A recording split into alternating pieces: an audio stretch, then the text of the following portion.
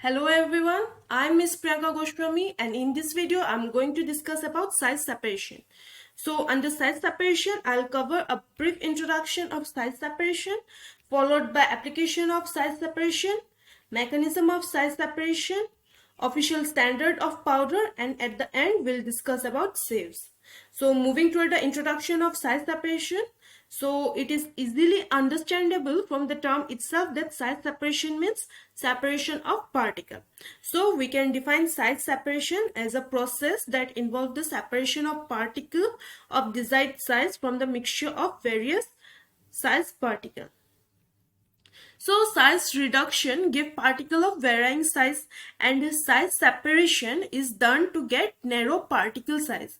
Size reduction and size separation should be combined to obtain powder of desired size because size reduction alone is not sufficient to obtain mono size or narrow size range powder. So this size separation is also known as sieving, sifting and screening.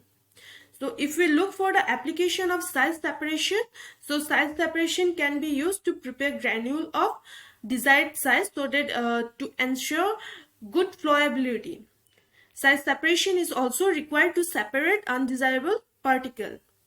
It is also done to know the efficacy of size reduction equipment.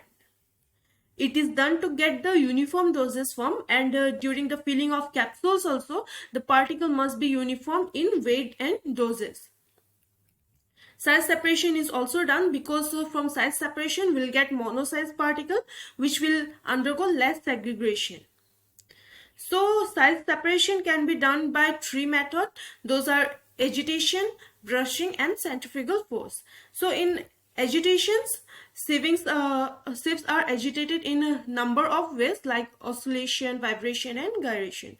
However, in brushing method, the brush is used to move the particle on the surface of the sieve and to keep the mess clear. It is used to separate the size of greasy or sticky powder.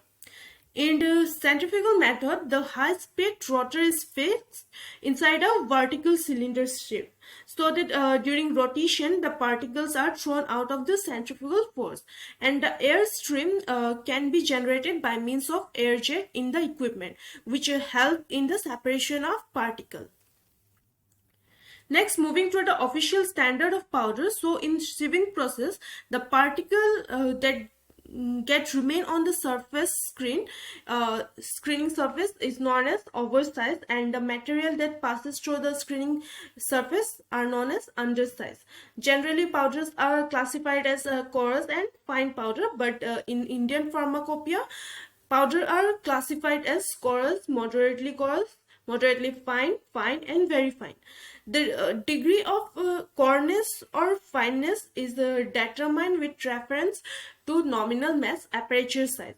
So we can see in the table, powder are classified as coarse, moderately fine, fine and very fine. So coarse powder is a powder in which all the particle passes through sieve number 10 and not more than 40% of the particle passes through a sieve number 44, and this is usually referred as 10/44 powder. Next, moderately coarse powder is a powder in which all the particle passes through sieve number 22 and not more than 40% of the particle passes through a sieve number 60, and it is usually referred as 22/60 powder. Similarly, for moderately fine, fine and very fine powder, the particle should pass through sieve number 44, 85 and 120 respectively, and not more than 40% of the particle passes through sieve number 85 for moderately fine powder. Now moving toward the sieve. So as you can see, this is sieve, and we know, sieves are used for the size separation. And most of the sieves used in the pharmaceutical purpose are of wire mesh type. Each sieve is given a definite number which denote number of mesh present in the length of 2.54 centimeter or 1 inch.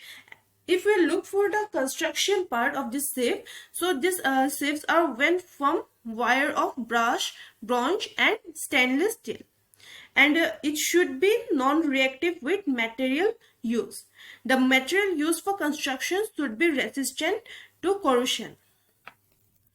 Generally, iron wire is used as a screen material because it is cheap, but their advantage also, they are corrosive nature and chances of contamination of iron. Disadvantages can be overcome by coating iron with a galvanizing agent, which increases the strength and also make it corrosion resistant. So generally, brass, phosphorus, bronze, and stainless steel are the metal used due to their corrosion resistant, good strength, and non-contamination qualities. However, non-metals such as nylon and terylene are also suitable because they avoid risk of metallic contamination. So that's all in this video. I hope you like this video. So meet you in next round of video. Till then, stay safe, stay healthy. Thank you.